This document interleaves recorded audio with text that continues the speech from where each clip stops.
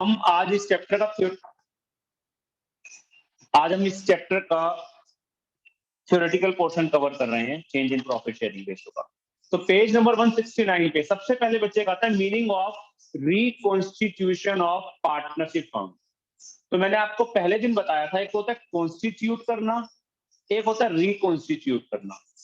Constitute करने का मतलब है आप उस चीज को बना रहे हो, और रिकॉन्स्टिट्यूट करने का मतलब होता है उसको दोबारा से बना रहे हो। तो जब आप पार्टनरशिप एग्रीमेंट करते हो तो इसका मतलब आपने पार्टनरशिप फर्म को कॉन्स्टिट्यूट कर दिया, ठीक है जी। लेकिन अगर आपको एग्रीमेंट में कोई भी चेंज करना है तो चेंज करने का तरीका क्या होता है, आप उस पुराने एग्रीमेंट को खत्म कर देते हो और नया एग्रीमेंट बनाते हो।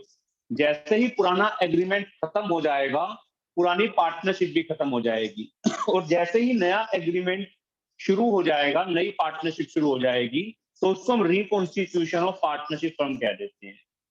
महक जिंदल, क्लियर बच्चे चीज? तो जैसे change in profit sharing ratio among existing partner, अगर आप प्रॉफिट शेयरिंग रेशियो को चेंज करते हो तो उस केस में रिकॉन्स्टिट्यूशन हो रही है। पुराना एग्रीमेंट खत्म हो गया, नया एग्रीमेंट बनाएंगे। Admission of a new partner, नए पार्टनर को हम लेके आ रहे हैं, सपोज ए और बी पार्टनर है, सी को हम एडमिट कर रहे हैं, तो उस केस में रिकॉन्स्टिट्यूशन हो रही है। Retirement of a partner, death of a partner, amalgamation of two partnership firm. अमलगमेशन का मतलब मैंने पहले दिन आपको बताया था, सपोज दो अलग अलग से फर्म है, एक ए और बी पार्टनर है एक फर्म में, एक में एक्स वाई और जेड पार्टनर्स है। जब वो आपस में कंबाइन करके एक नई फर्म बना देते हैं तो उसको अमलगमेशन कह देते हैं। तो दोनों पार्टनरशिप फर्म्स ने कंबाइन होकर एक नई पार्टनरशिप फर्म बना दी जिसमें A B X Y Z partners हैं, तो उसको हमने अमलगमेशन कह दिया। तो इन सभी केसेस में रिकॉन्स्टिट्यूशन होती है। अंकुश क्लियर है बच्चे? Yes sir. प्रणव क्लियर है बच्चे?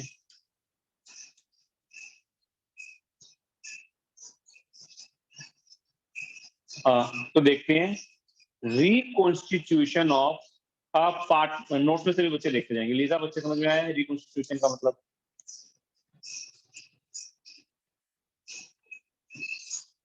Lisa,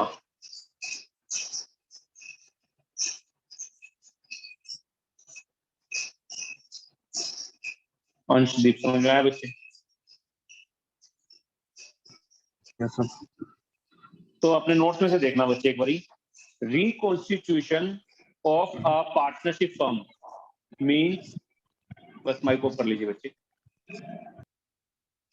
reconstitution of a partnership firm means a change in the partnership agreement. अगर पार्टनरशिप एग्रीमेंट में कोई भी चेंज होता है तो उसको हम रिकॉन्स्टिट्यूशन ऑफ पार्टनरशिप फर्म कह देते हैं। Any change in the partnership agreement brings to an end the existing agreement. अगर कोई भी चेंज होगा तो पुराने एग्रीमेंट को हमें खत्म करना पड़ेगा, and a new agreement comes into force. तो एक नया एग्रीमेंट एग्जिस्टेंस में आ जाएगा। दस पार्टनरशिप फर्म इज रिकॉन्स्टिट्यूटेड। एक नंबर में पूछ सकते हैं रिकॉन्स्टिट्यूशन का मतलब। अपनी क्लियर है बच्चे अच्छे से? Yes sir. कब कब होता है रिकॉन्स्टिट्यूशन? अगर तो प्रॉफिट शेयरिंग रेशियो चेंज हो रहा है इसको भी रिकॉन्स्टिट्यूशन कहा जाएगा। एडमिशन ऑफ अ पार्टनर के केस में, रिटायरमेंट ऑफ अ पार्टनर के केस में, डेथ ऑफ अ पार्टनर के केस में, और amalgamation of two partnership firms के केस में। तो इन सभी केसेस के अंदर जो है वो रिकॉन्स्टिट्यूशन हो रहा है। तनिका क्लियर है? Yes sir. Then next topic आता है adjustments required at the sir time of. Amalgamation का मतलब बताना एक बार। जब दो पार्टनरशिप फर्म्स अलग अलग है, सपोज एक तो पार्टनरशिप फर्म है जिसमें ए और बी पार्टनर्स हैं, ठीक है। Okay sir. एक और अलग से पार्टनरशिप फर्म है जिसके अंदर एक्स वाई और जेड पार्टनर्स हैं। ओके। अब दोनों फर्म्स ने कंबाइंड होकर एक नई फर्म बना दी जिसमें A B X Y Z partners हैं। Okay sir. तो पुराने एग्रीमेंट खत्म, ए और बी में जो एग्रीमेंट था वो भी खत्म हो गया, और एक्स वाई और जेड में जो एग्रीमेंट था वो भी खत्म हो गया। हाँ जी। उसकी जगह एक नया एग्रीमेंट बनेगा A B X Y Z में। Okay sir. ओके। तो जब पुराना एग्रीमेंट खत्म होकर नया एग्रीमेंट बन रहा है तो उसको हम रिकॉन्स्टिट्यूशन कह देंगे। हाँ जी, हाँ जी। ठीक है। नेक्स्ट टॉपिक अगर आप फाइल में देखते हो, adjustment required at the time of change in profit sharing ratio. जब प्रॉफिट शेयरिंग रेशियो चेंज हो रहा है तो उस टाइम कौन कौन सी एडजस्टमेंट चाहिए होती है? पहले तो आपने चैप्टर में जो जो टॉपिक्स पढ़े हैं बच्चे, रिश्वा बच्चे, सबसे पहले कौन सा टॉपिक रहा था इस चैप्टर में? सैक्रिफाइस और गेनिंग रेशियो निकालना सीखा था। Yes sir. उसके बाद गुडविल की अकाउंटिंग ट्रीटमेंट करी। ये सब गुडविल निकालनी सीखी, उसके बाद गुडविल की अकाउंटिंग ट्रीटमेंट, हाँ, उसके उसके बाद बाद रिजर्व्स और पीएनएल वगैरह की अकाउंटिंग ट्रीटमेंट करी, यस सर। उसका revaluation of assets and liabilities अभी आपको समझाना है टॉपिक में। ये सर मतलब आपने ये बता दिया है कि उसको रिजर्व्स में कैसे एडजस्ट करते हैं। हाँ, बाकी बाकी रिवैल्यूएशन का टॉपिक अभी डिटेल में बताना, और एडजस्टमेंट ऑफ कैपिटल ये भी बताना है इसके अंदर।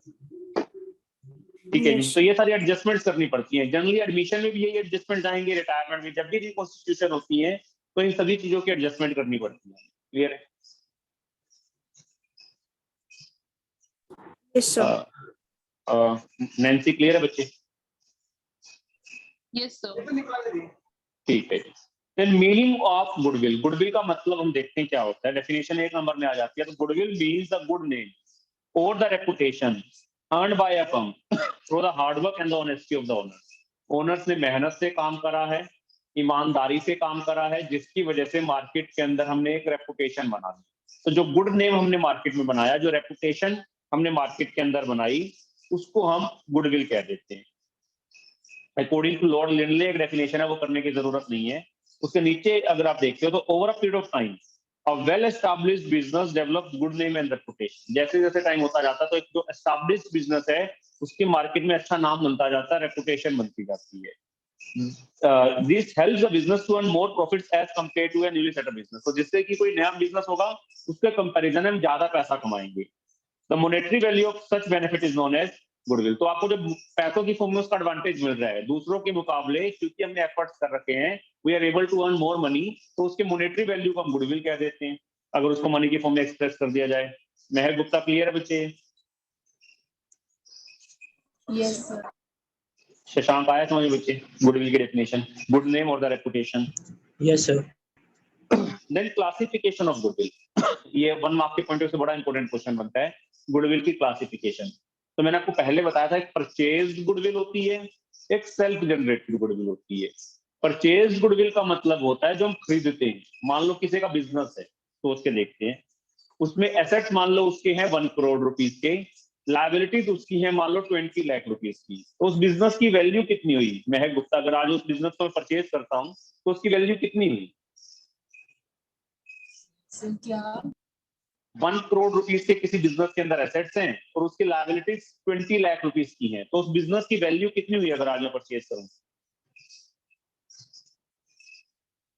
80 लाख रुपीस। Yes sir. लेकिन उस बिजनेस को मैं परचेज करते वक्त 90 लाख रुपीस देके परचेज कर लेता हूँ, क्योंकि वो अच्छी लोकेशन पे है, वहां से मुझे बेनिफिट मिलेगा। ठीक है, उसका नाम बना हुआ मार्केट के अंदर। Yes sir. तो जो मैंने 10 लाख एक्स्ट्रा पे करे, वो मैंने किस चीज के पे करे?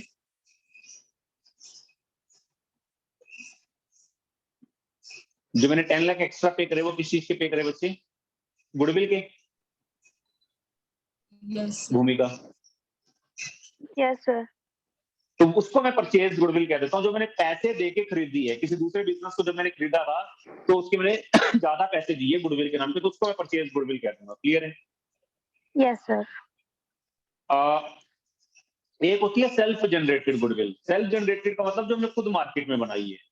जैसे हम एफर्ट्स कर रहे हैं, मान लो हमको बिजनेस करते हैं 10 साल हो गया, हमारा मार्केट में नाम बन गया। आज अगर मैं अपने बिजनेस को बेचता हूँ तो मान लो मेरे एसेट्स 1 करोड़ के हैं, लेकिन अगर मैं बेचता हूँ तो मुझे उसके 1 करोड़ 20 लाख रुपए मिल रहे हैं। अंकुश, यस सर। तो 20 लाख जो मुझे एक्स्ट्रा मिल रहे हैं वो गुडविल के नाम पे मिल रहे हैं। Yes sir. उसको मैं सेल्फ जनरेटेड गुडविल कह देता हूँ, जो मैंने अपने एफर्ट से मार्केट में खुद इस्टेब्लिश करी है। ठीक है जी,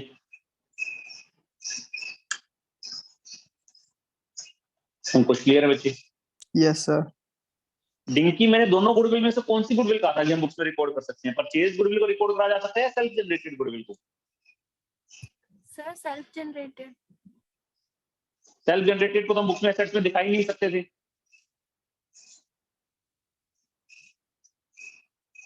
ठीक है डिंकी बच्चे, तो अगर आपने गुडविल खरीद दिया तब आप उसको एसेट्स में दिखा सकते हो। अगर आपने गुडविल खुद क्रिएट करी है तो उस गुडविल को आप एसेट्स में शो नहीं कर सकते। क्लियर है? Okay, sir. एक सेक्शन अकाउंटिंग स्टैंडर्ड 26 होता भी आएगा, वो बड़ा इंपॉर्टेंट अकाउंटिंग स्टैंडर्ड है। वो कहता है अगर आपने उसके बदले पैसे दिए हैं या कुछ और दिया है, मतलब जिसको मनी की फॉर्म में एक्सप्रेस कर सकते थे, अगर आपने उसके बदले कुछ दिया है तब तो आप उसको रिकॉर्ड कर सकते हो, अदरवाइज आप उसको रिकॉर्ड नहीं कर सकते। प्रेरक क्लियर है बच्चे चीज? तो गुडविल दो टाइप की होती है, या तो आपने खरीदी है या खुद बनाई है। अगर आपने खरीदी है तो उसको आप एसेट्स में दिखा सकते हो, अगर आपने खुद बनाई है तो आप उसको एसेट्स में नहीं दिखा सकते। मनोज क्लियर है? Yes sir. विपुल आपको क्लियर है चीज? ये बड़ा इंपॉर्टेंट है, एक नंबर में कई बार पूछते हैं कि कौन सी गुडविल को आप एसेट्स में दिखा सकते हो। विपुल, तो क्या कहोगे? जो हमने खरीदी। जो हमने खरीदी है, बिल्कुल ठीक है। तो एक बार नोट्स में से कराता हूँ। हाँ जी नैन्सी। हाँ जी नैन्सी।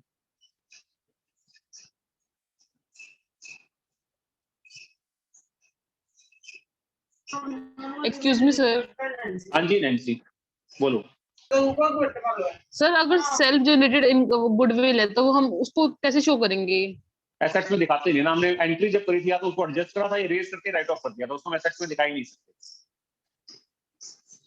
तो फिर सर उसका क्या मतलब बेनिफिट तो हुआ ही नहीं हमें कोई, अगर हम उसको शो ही नहीं कर सकते तो। पार्टनर्स की कैपिटल को घटा बढ़ा देते हैं, बस इंक्रीज डिक्रीज कर देते हैं, अदरवाइज उसको एसेट्स में नहीं दिखाते। वो तो जब बिकेगी, लेकिन मैं ये नहीं कह रहा हूँ कि बिक नहीं सकते, बिकेगी जब पूरा बिजनेस बेच दोगे तो उस टाइम उसके एक्स्ट्रा पैसे मिल जाएंगे, लेकिन वैसे आप उसको नॉर्मली एसेट्स में नहीं दिखा सकते। Okay sir. ठीक है, अरिहंत क्लियर है बच्चे? Yes sir. तो मैं एक बार नोट्स में से रीड आउट करवा। Purchase goodwill is the goodwill which is acquired by making a payment. Purchase goodwill वो गुडविल है जो कि आपने खरीदी और कोई पैसे दिए, उसके अगेंस्ट कुछ ना कुछ पेमेंट करी है। ठीक है जी। अगर मैं उसके फीचर्स की बात करूं तो it arises on the purchase of business. Generally आप गुडविल को खरीदते हो जब पूरा किसी का बिजनेस खरीदते हो। कई बार क्या होता है, किसी का बिजनेस आपने पूरा परचेज कर लिया और उसके जो एसेट्स और लायबिलिटीज हैं उनका डिफरेंस हमें पे करना होता है, लेकिन हमसे ज्यादा देने को तैयार हो जाते हैं। तो अगर हम ज्यादा दे रहे हैं तो हम गुडविल के नाम पे दे रहे हैं। आयुष घर क्लियर है? Yes sir. It is recorded in the books of accounts because consideration is paid for it. क्योंकि हमने इसके बदले कुछ ना कुछ पैसे दिए हैं, इसलिए हम इसको बुक्स के अंदर शो करते हैं। अंशुदीप क्लियर है? Yes sir. then it is shown in the balance sheet as an asset. अगर मैंने गुडविल को परचेज करा तो उसको मैं बैलेंस शीट में भी शो करूंगा as an asset. Pragya clear है? Yes, sir.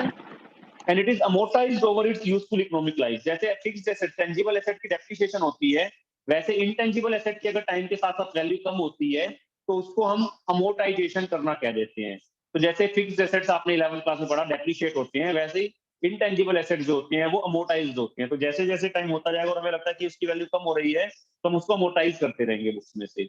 Ayush Garg clear है बच्चे? Yes sir. Then self generated goodwill और इनहेरेंट गुडविल, जो हमने खुद बनाई हो, इसका रिवर्स हो गया basically. It is internally generated goodwill. ठीक है जी, खुद हमने गुडविल बनाई है एज पर अकाउंटिंग स्टैंडर्ड 26। याद रखना यहाँ पर अकाउंटिंग स्टैंडर्ड 26 कई बार आ जाता है कि कौन सा अकाउंटिंग स्टैंडर्ड गुडविल से डील करता है। तो अकाउंटिंग स्टैंडर्ड 26 जो है उसमें गुडविल की ट्रीटमेंट दे रखी है हमें। It is not recorded in the books of accounts as consideration in money और money is worth has not been paid for it. हमने इसके बदले कुछ पैसा या कोई ऐसी चीज जिसको पैसे की फॉर्म में मेजर किया जा सकता तो वो नहीं दिया। तो अगर आपने गुडविल को खुद बनाया है, सेल्फ जनरेटेड गुडविल है, तो सेल्फ जनरेटेड गुडविल को एसेट्स में शो नहीं किया जा सकता है। उदय क्लियर है? Yes sir. अब अगर मैं पूछता हूं कि हमने गुडविल को खुद एस्टैब्लिश करा और उसको मैंने एसेट्स में दिखा रखा है, क्या मैं ठीक हूं या गलत हूं? उदय।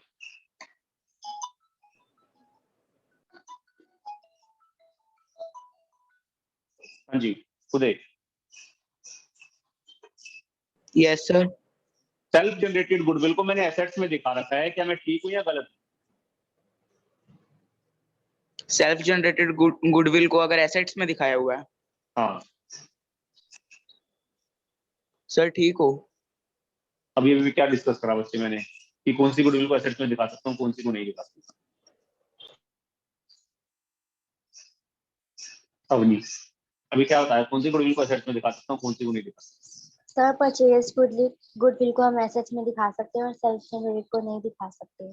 तो अगर मैंने सेल्फ जनरेटेड गुडविल को एसेट्स में दिखाया तो मैं ठीक हूँ गलत? गलत। गलत है, बिल्कुल। कंसेप्ट क्लियर करना। अरिहंत अभी मैंने क्या बताया, कौन सा अकाउंटिंग स्टैंडर्ड गुडविल से डील करता है?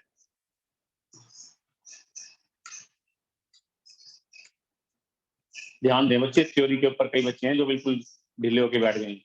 अरिहंत कौन सा अकाउंटिंग स्टैंडर्ड गुडविल से डील करता है?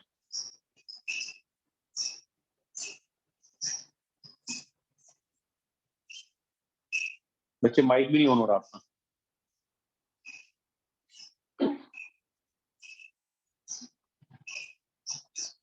अंकुश, कौन सा अकाउंटिंग स्टैंडर्ड गुडविल से डील करता है?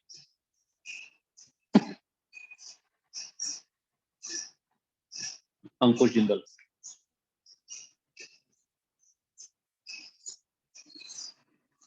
महक Jindal. Accounting standard 26। Accounting standard 26। कई बच्चे ध्यान नहीं दे रहे हैं, बच्चे ध्यान दें अच्छे से। द नेक्स्ट टॉपिक आपके बुक में देखते हैं, फीचर्स ऑफ गुडविल। गुडविल के अगर मैं फीचर्स करूं, it is an intangible asset. वो हम 11th क्लास से पढ़ते आ रहे हैं। ऐसा एसेट जिसको देख नहीं सकते, टच नहीं कर सकते, जिसकी कोई फिजिकल एग्जिस्टेंस ना हो, उसको हम इंटेंजिबल एसेट कहते हैं। तो गुडविल हमारी एक इंटेंजिबल एसेट है। लव चुप, क्लियर है बच्चे चीज? हाँ जी सर। Then it is helpful in earning excess profits. Goodwill की हेल्प से हम औरों के मुकाबले ज्यादा प्रॉफिट कमाते हैं। जिस बिजनेस की गुडविल है, that will earn more profit as compared to other business organizations. Pragya clear है? Yes sir. Then its value is liable to constant fluctuation. Goodwill value एक जैसी नहीं रहती है। आज बिजनेस के बारे में कोई अच्छी न्यूज आ जाए, उसकी रेपुटेशन बढ़ जाती है। कल मान लो कोई नेगेटिव न्यूज आ गई तो उसकी वैल्यू कम हो जाएगी। तो गुडविल की वैल्यू जो है वो कॉन्स्टेंटली फ्लक्चुएट करती रहती है, कभी ज्यादा है कभी कम है, एक जैसी नहीं रहती। तनिका क्लियर है? Yes sir. Then it is valuable when entire business is sold. Generally goodwill की जो वैल्यूएशन होती है, जब पूरा बिजनेस बिकता है तभी गुडविल बिकती है। मैंने बताया ना, जैसे किसी का आपने पूरा बिजनेस खरीदा तभी उसकी गुडविल के नाम के एक्स्ट्रा पैसे मिल रहे हैं। आप अपना पूरा बिजनेस बेचोगे तो हो सकता है आपको एसेट्स के कंपैरिजन में ज्यादा पैसे मिल जाएं। तो पूरा बिजनेस जब बिक रहा है तब गुडविल के पैसे मिल रहे हैं। भूमिका क्लियर है? Yes sir. Then it is difficult to place an exact value on goodwill. Goodwill की आप सोचो एग्जैक्ट वैल्यू निकल के आ जाएगी, वो पॉसिबल नहीं है। आप 10 लोगों से अलग अलग पूछो, 10 के 10 अलग अलग बताएंगे, तो गुडविल की कोई एग्जैक्ट वैल्यू नहीं होती। रिश्वा क्लियर है? ठीक है जी, यस सर। ठीक है।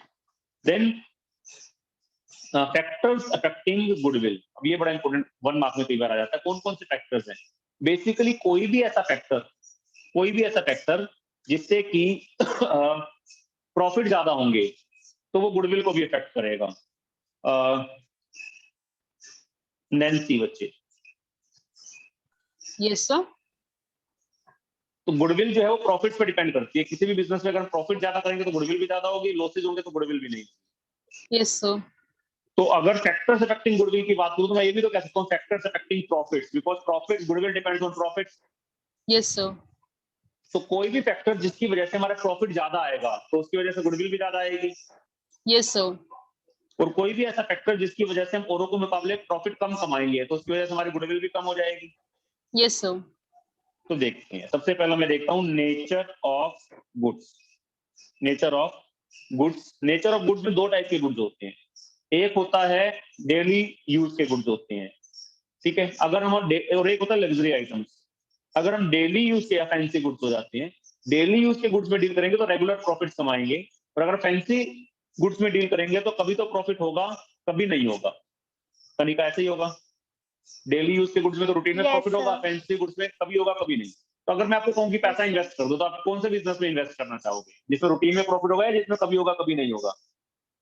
Routine. रूटीन में होगा। तो अगर हम डेली यूज के गुड्स में डील करते हैं तो हमारी गुडविल ज्यादा होगी, और अगर हम फैंसी आइटम्स में डील करते हैं तो उसमें हमारी गुडविल इतनी ज्यादा नहीं होगी। ठीक है बच्चे? Yes sir. Yes तो sir. If a business deals in goods of daily use, अगर हम डेली यूज के गुड्स में डील कर रहे हैं, it will have study profit, तो रूटीन में हमारा प्रॉफिट हुआ करेगा।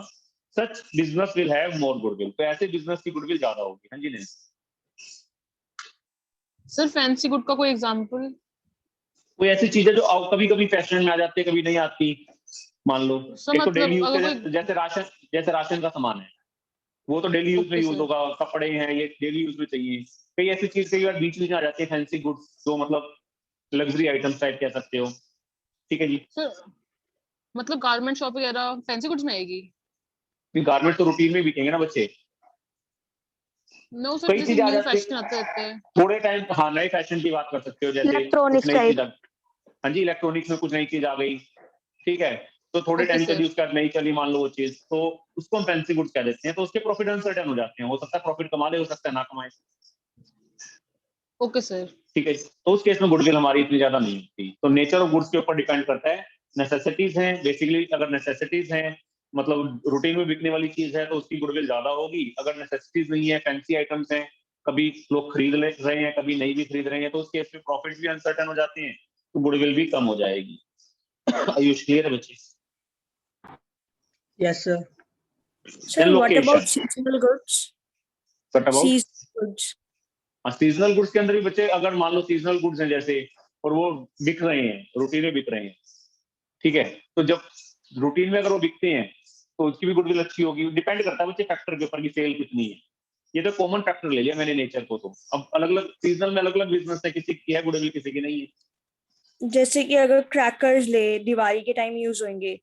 हाँ, मान लो उसमें जैसे मुर्गा छाप की ब्रांड आती है, उसकी गुडविल अच्छी है क्योंकि उसके बिकते हैं। कोई लोकल है कंपनी, उसके नहीं बिकते, तो उसकी उसके गुडविल नहीं इतनी ज्यादा नहीं होगी।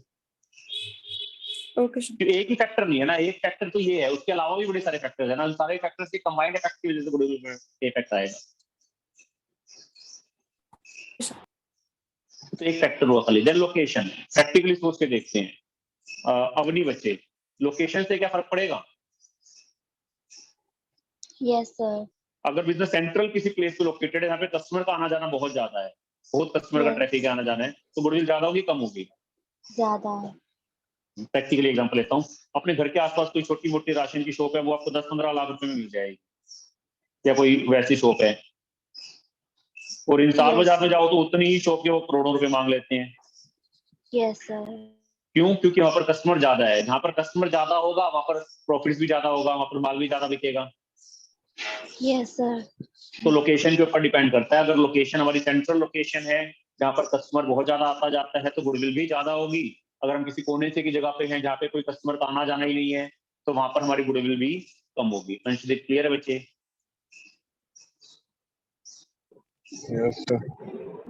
Then efficiency of management, management कितनी एफिशिएंट है। अगर मैनेजमेंट एफिशिएंट हुई, काम को बड़ा अच्छे तरीके से चला रही है, तो प्रॉफिट ज्यादा आएंगे, जिसकी वजह से गुडविल भी ज्यादा आएगी। और अगर मैनेजमेंट एफिशिएंट नहीं है, बिजनेस को बड़े अच्छे ढंग से नहीं चला रही है, तो उसमें गुडविल भी कम होगी। विपुल? Yes, sir. सीधी बात है, अगर हम एफिशिएंट हैं, अच्छे से काम करते हैं, तो प्रॉफिट ज्यादा होंगे, तो गुडविल ज्यादा हो जाएगी। अगर हम इनएफिशिएंट हैं, अच्छे से काम नहीं करते, तो प्रॉफिट भी कम होंगे, गुडविल भी कम हो जाएगी। विपुल क्लियर है? Yes, sir. Then market situation, Shashank बच्चे। Yes, sir.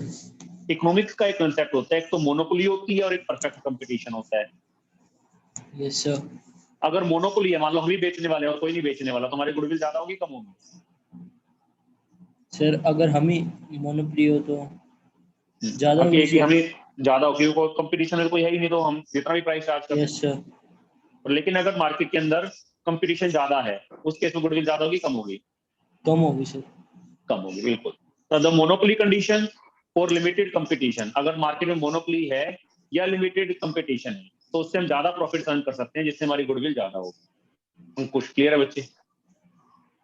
Yes sir. Special advantage, अगर हमारे पास कुछ अच्छे एडवांटेज है जो दूसरों के पास नहीं है, जैसे कि इंपोर्ट का लाइसेंस है, दूसरों के पास नहीं है, मान लो जैसे कि वेल नोन कोलैबोरेटर्स, बड़ी अच्छी बाहर की फॉरेन कंपनी के साथ हमारी कोलैबोरेशन है, दूसरे की नहीं है, पेटेंट है हमारे पास, कोई ट्रेडमार्क है, तो उसके केस में हम दूसरों के मुकाबले ज्यादा पैसा कमाएंगे या नहीं कमाएंगे? भूमिका? Yes sir. तो उस केस में हमारी गुडविल ज्यादा होगी। Yes sir.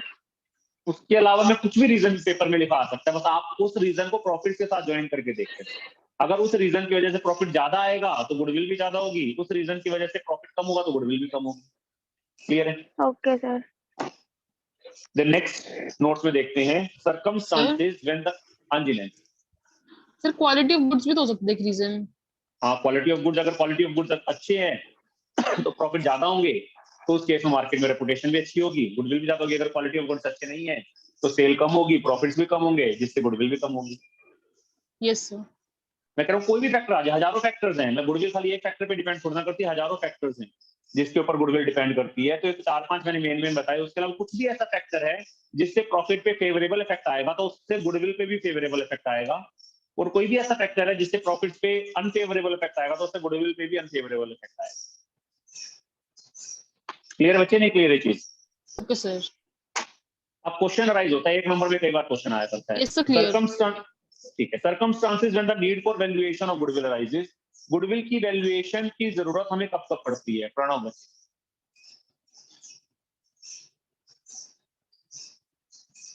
Pranav Bansal.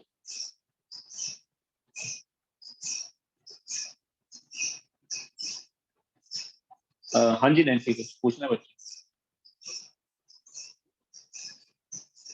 No sir, वो आंसर देना था ना। रिश्वा बच्चे, बेसिकली गुडविल की जरूरत, कैलकुलेशन की जरूरत कब पड़ती है? मगर ये कहूँ कि जब भी रिकॉन्स्टिट्यूशन होती है तब हमें गुडविल की वैल्यूएशन की जरूरत पड़ती है, ठीक है? Yes sir. क्योंकि जब एग्रीमेंट वगैरह में चेंज आता है तो गुडविल से फिर जिसका शेयर बढ़ जाएगा या कम हो जाएगा उसको फर्क पड़ता है, तो फिर गुडविल को भी कैलकुलेट करा के उसकी एंट्री पास करते हैं, तभी वो एग्रीमेंट में चेंज करते हैं। Yes sir. तो इसका मतलब अगर मैं कहूँ गुडविल की वैल्यूएशन की जरूरत कब कब पड़ती है, तो मैं कह सकता हूँ जब प्रॉफिट शेयरिंग रेशियो चेंज होता है तब पड़ती है। यस सर, जब हम बिजनेस को एडमिशन सेल करेंगे, करते हैं, जब हाँ वो चेंज डिसोल्यूशन इन। में बता रहा हूँ। Yes sir. Profit sharing ratio change हो रहा है तब होगा। एडमिशन अगर किसी पार्टनर का करते हैं तब आप गुडविल की कैलकुलेशन करोगे। Yes sir. कोई पार्टनर रिटायर होकर जाएगा तो उसको उसके गुडविल का शेयर भी तो देना पड़ेगा हमें। यस सर, देना होगा। हाँ, डेथ होगा पार्टनर, किसी पार्टनर की डेथ हो जाती है, क्लियर है? Yes sir. उसके अलावा एक होता है डिसोल्यूशन ऑफ पार्टनरशिप, हम involving sale of business as a going concern. कई बार बिजनेस हम बंद कर देते हैं, उसको बेच देते हैं किसी को। यस सर, तब भी जरूरत पड़ेगी। हाँ, क्योंकि उससे हमारे गुडविल के नाम के एक्स्ट्रा पैसे हमें मिल सकते हैं अगर अच्छी लोकेशन पे है, अच्छा नाम बना हुआ है तो। Yes sir. सर उसके इसके अलावा अलावा भी और हो सकता है ना reasons? Amalgamation of partnership firms, जब अमलगमेशन हो रही है, मतलब जब भी रिकॉन्स्टिट्यूशन होती है, डिसोल्यूशन होती है, तब नॉर्मली गुडविल की वैल्यूएशन की जरूरत पड़ती है। बाकी तो मर्जी हम कभी भी कैलकुलेट कर लें, लेकिन ये सर्कमस्टांसेस है जब जरूरी हो जाता है गुडविल को कैलकुलेट करना। Okay sir. बाकी तो हमारा बिजनेस है, हमारी मर्जी है, कभी भी कैलकुलेट करो, but generally in these circumstances it becomes necessary to calculate the goodwill. Okay sir. The last आपके नोट्स में इसमें थ्योरी में दे रखा है एवरेज प्रॉफिट और सुपर प्रॉफिट में डिफरेंस। ये इतना ज्यादा इंपॉर्टेंट नहीं है, फिर भी पढ़ लेते हैं। Average profit is the average of the profit of past agreed year, पिछले कुछ साल के एवरेज है, जबकि सुपर प्रॉफिट जो है वो excess of average over normal है। ठीक है प्रज्ञा?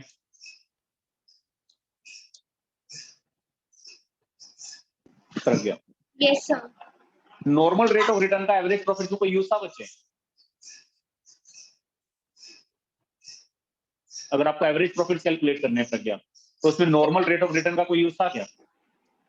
सर नहीं, इसमें नहीं था, सुपर प्रॉफिट में होता है। सुपर प्रॉफिट ऐसे capital employed, average capital employed या कैपिटल एम्प्लॉयड, उसका क्या उसमें यूज था? एवरेज में नहीं एवरेज होता, प्रॉफिट में सुपर में होता है।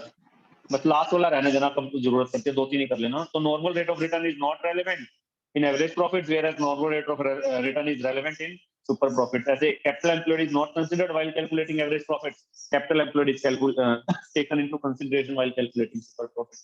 क्लियर है चीज? हाँ जी, विपुल आया समझ में बच्चे? Yes, sir. अंशदीप आया समझ में बच्चे? Yes, sir. ठीक है जी, अब ये चैप्टर आपका हो गया कंप्लीट बच्चे। बीच में ना मैं किसी दिन इसके एमसीक्यूज वगैरह